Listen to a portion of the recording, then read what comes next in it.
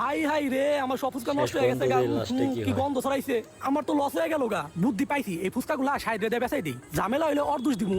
নষ্ট কি হয়ে হইছে গেছে উস্তাদ? আবার কোনো বেচার সমস্যা চিন্তা নাকি? করে। কি এত ভাবতাছেন?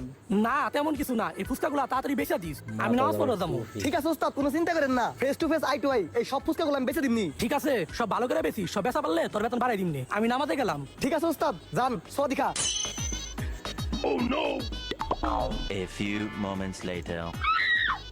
কি রে সাহেব, সব বেচা লাইছস নাকি? হ্যাঁ উস্তাদ, সব বেচে দিছি। সাবাস বেটা, সব আর একটা কাজ বেচে কর, ওই দিছি। প্লেট গুলা ধু, আমি তোর বেতনের টাকাটা বাও করি। ঠিক আছে উস্তাদ। 1 2 3 4 5। এই সাহেব লো, এই যে তোর বেতনের 1500 টাকা। আইছে। এই যে উস্তাদ, আপনার চটপটি ফুচকার 1000 টাকা। কি রে, তুই বেতন থেকে চটপটি ফুচকা টাকা দিলি কে? তাইলে উস্তাদ শুনেন। খাবারগুলো তো সব বন্ধ হয়ে গেছে গা। এটা নষ্ট কি যে